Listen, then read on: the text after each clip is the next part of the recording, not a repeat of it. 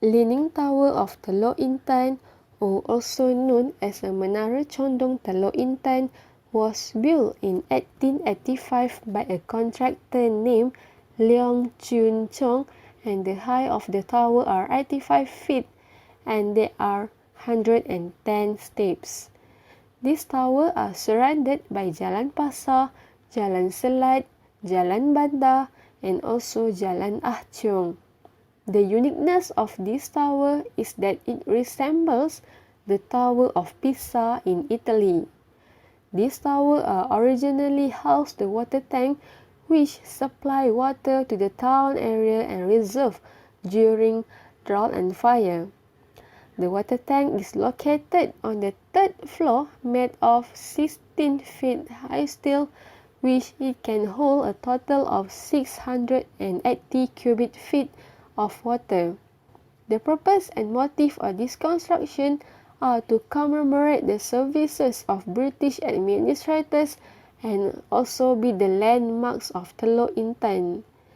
During the Japanese rule, which in 1942 until 1945, these towers are used by Japanese soldiers as a control tower to monitor their enemy, and by that, it has caused the damage especially on the upper part. This tower was actually a water reservoir before the water tank in Changkat Jong. This three-story building is equipped with a large clock, and now these towers are only a tourist attraction when they visit the city of Teluk Intan. Leong Chun Chong, who are an architect, he was inspired to build a building with a style design based on a pagoda building in China. After 10 years of the construction, which is in 1895, there was a major flood in Teluk Intan until this tower sank. The flood that occurred with the heavy water load is believed to be the cause of this tower starting to tilt towards the west. The name of Leaning Tower or Menara Condong are come when the towers are tilted slightly, which are more unique than the original and book the title of the second slope tower in the world after the Tower of Pisa in Italy.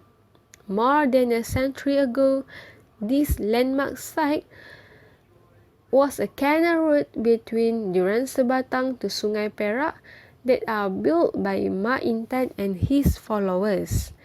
In the past time, Ma Intan has sacrificed a lot in forming Teluk Intan as well as opening new settlements, so that the name of Teluk Intan was taken in conjunction with the name of Ma Intan. Prior to the existence of this leaning tower, which is a source of water to the locals, Ma Intan had built a canal where the canal was covered with this tower. That is why the soil under this tower is always wet and humid, and when a great flood hits, it causes the soil to be more moist, and at the same time, this tower tilted slightly to the west. So, this is the history about the Leaning Tower, or also known as Menara Condong of Teluk Intan. Teluk Intan is a town located in the state of Perak in Malaysia. It is the largest town in Hilir Perak district and third largest town in the state of Perak, with an estimated population of around 110,000. In the early days, the town was known as Teluk Mak Intan, after a female Mandailing trader.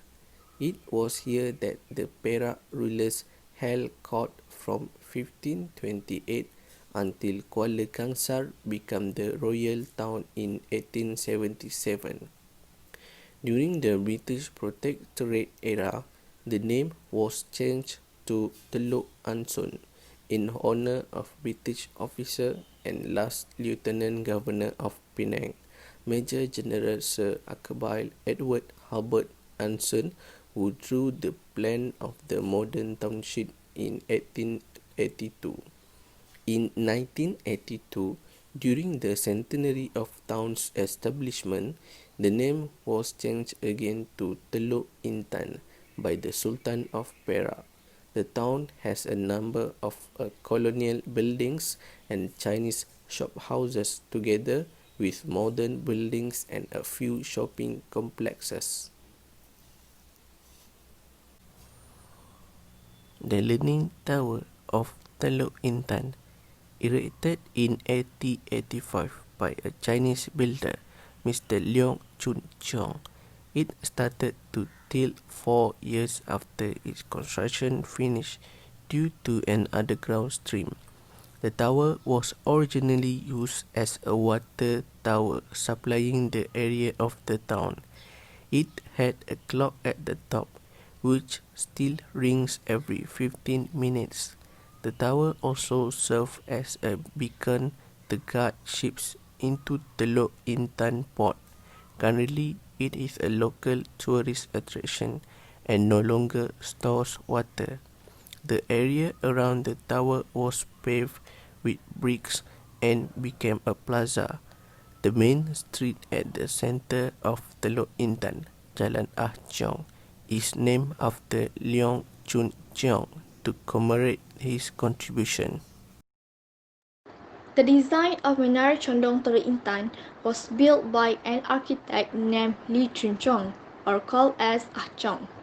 He got inspired to build the Menara Condong Teluk Intan with the design based on building structure of Pagoda in China. The tower has a height of 85 feet from the earth level. In general, this building has 3 levels, with each level as high as 15.5 times. The Menara Condong Teluk Intan has 110 wooden steps that started on the first floor until to the top of the building.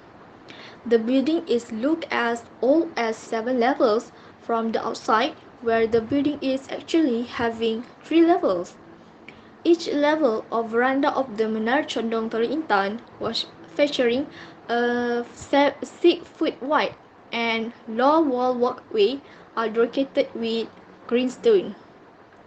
The lower layer of Menara Condong Teluk Intan building measures a 43-foot central line and contracts upwards with 27 feet of the center line.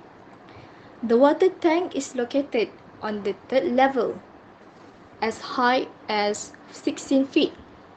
The tank can accommodate a total of 680 cubic feet of water.